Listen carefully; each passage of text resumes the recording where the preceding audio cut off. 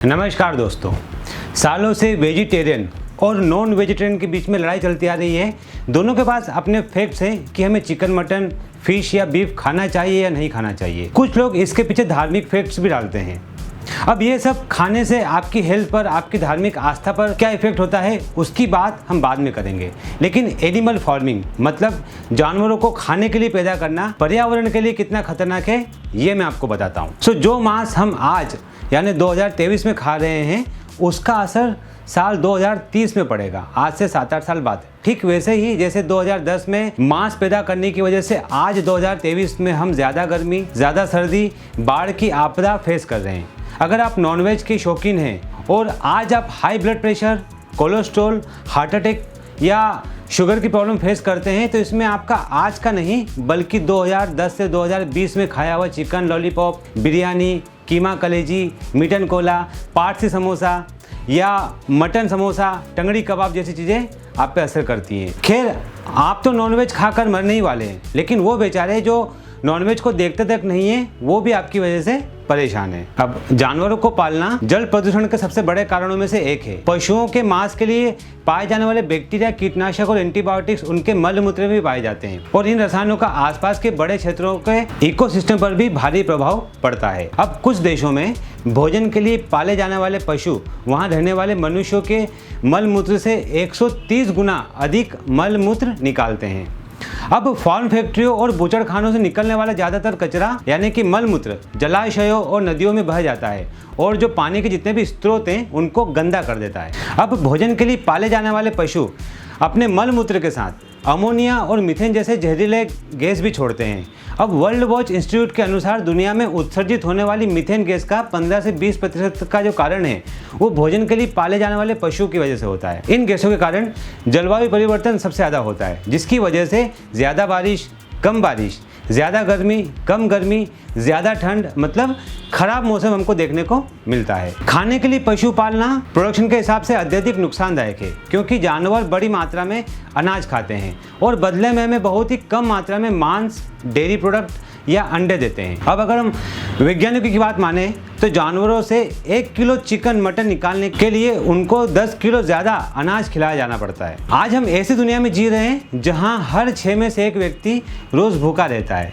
अब मांस उत्पादन में अनाज का बहुत ज़्यादा दुरुपयोग होता है और इंसानों द्वारा सीधे उपयोग किए जाने पर अनाज का सही ढंग से उसका यूज़ नहीं हो पाता है। अभी पेटा इंडिया की रिपोर्ट के अनुसार शोधकर्ताओं ने हाल ही में चेतावनी दी है कि हम भोजन के भयंकर अभाव का सामना कर सकते हैं क्योंकि अत्यधिक मात्रा में हमारा अनाज अब लोगों के बजाय जानवरों को खिलाया जा रहा है। उन जानवरों को जिन्हें खिलाकर हम काटकर फिर खाने वाले हैं। हम इंसानों ने इतनी मछलियाँ खाई हैं कि पिछले 50 सालों में समुद्र से 90% तक मछलियाँ खत्म हो चुकी है। मतलब अगर आप अब समुद्र में गोता लगाएंगे तो आपको वहाँ मछलियाँ नहीं मिलेंगी बल्कि हम इंसानों का फैला हुआ करोड़ों टन कचरा मिलेगा। हम इंसानों की निर्दयता इससे ज़्यादा क्या हो सकती है कि औसत एक इंसान एक साल में 16 किलो मछली खाता है, लेकिन उनका जो मछलियों का जो जाल होता है उसमें मछलियों के अलावा दूसरे जीव भी फंस जाते हैं। इस तरह 16 किलो मछली पर 200 किलो समुद्री जीवों को बेवजह मार दिया जाता है। मतलब 16 किलो मछली के लिए 200 किलो समुद्री जीवों को हम मार कर वैसे ही फेंक देते हैं जो कि बाद में जो है ज़मीन या समुद्र दोनों को गंदा करते हैं। इस समय दुनिया में लाखों लोग सूखे और पानी का सामना कर रहे हैं। इसके बावजूद दुनिया का अधिकतर पीने का पानी पशुपालन में खपा दिया जाता है। अभी 1 किलो मांस का उत्पादन करने के लिए आपको 20,000 लीटर पानी की जरूरत होती है, जबकि 1 किलो गेहूँ उत्पादन करने के लिए आपको सिर्फ 5 लीटर पानी की जरूरत होती है। वहीं 1 किलो सूअर का मांस के लिए आपको उस सूअर को 8 किलो खाना खिलाना पड़ता है। वहीं 1 किलो चिकन के लिए उस मुर्गे को 3.5 किलो अनाज खिलाना पड़ता है। अब सब्जियों को उगाने के मुकाबले मांस उत्पादन में 100 गुना ज़्यादा पानी खर्च होता है। वैसे ही 1 किलो आलू उगाने में अगर हमें 250 लीटर पानी की जरूरत होती है